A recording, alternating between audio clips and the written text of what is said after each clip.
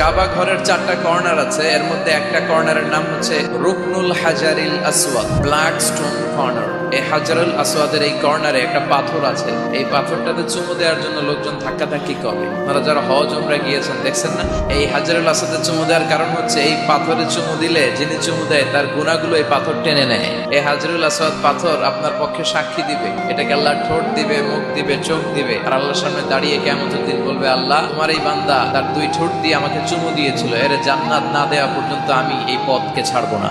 হাজরুল আসওয়াদের corner আর কাবা ঘরের দরজা এর মাঝখানে একটা জায়গা আছে, এই জায়গাটার নাম মুলতাজাম। এই জায়গাটাতে লেগে থেকে দোয়া চাওয়া, দোয়া করাটা সুন্নাহ। এই মুলতাজামে দাঁড়িয়ে হাত লাগিয়ে বুক লাগিয়ে দোয়া করলে এই দোয়া আল্লাহ ফিরিয়ে দেয়, এই দোয়াটা কবুল করে নেয় কে?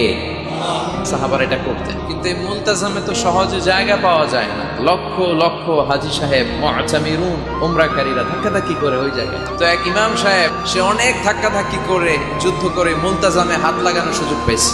হাত লাগায় ধাক্কার চোটে সে তাড়াতাড়ি করে আল্লাহর কাছে দোয়া করতেছে যে, আল্লাহ জীবনে যত দোয়া করছি আর যত দোয়া করব এই সব দোয়া তুমি কবুল করে নিও। এই একটাই দোয়া।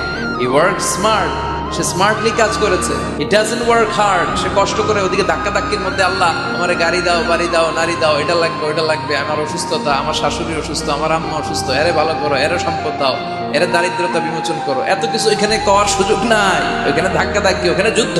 এবার ওইখানে এই দোয়া যদি কবুল হয়ে যায়, এবার বাড়িতে এসে দোয়া শুরু। সুবহানাল্লাহ পড়ে। এজন্য মুমিনরা they don't work hard, they work smart. তারা মেধাকে কাজে লাগায়, ঝুপ বসে কোপ মারে।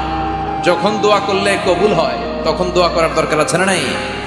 আল্লাহ যদি আমাদের সবাইকে জান্নাতুল ফেরদাউস দেয়, ধাক্কাধাক্কি হবে। মা বাইনাল মিসরাআইন মিন মাসারি'আল জান্নাহ মা বাইনা মাক্কা ওয়া হাজার।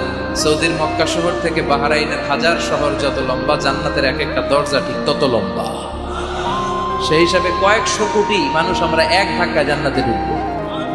তো দরজা যদি হয় এত বড়, আসল জান্নাত কত বড়? ওই আল্লাহর দরবারে ভান্ডারে কোনো কমতি আছে? বিশ্বনবী বলেন, হাদিসে কুদসিতে আল্লাহ ফরমান, লাউ আন্না আউওয়ালাকুম ওয়া আখিরাকুম ওয়া ইনসাকুম ওয়া জিন্নাকুম কামু আলা সাঈদিন ওয়াহিদ। পৃথিবীর সব মানুষগুলো সাইয়েদনা আদম থেকে শুরু করে up to the day of judgement, পৃথিবীর সবাই যদি আল্লাহর কাছে যার যা লাগে ফরিয়াদ করা শুরু করে দেয়, আল্লাহ দাও, এটা দাও, এটা দাও, আল্লাহ বলে আমি তোদের যা চাওয়া আছে সব যদি দিয়ে দেই, তারপরেও আমি আল্লাহর ধন ভান্ডারের 1 ইঞ্চিও কমবে না। তো এই জন্য সব সময় কার কাছে চাইতে হবে? আল্লাহর কাছে।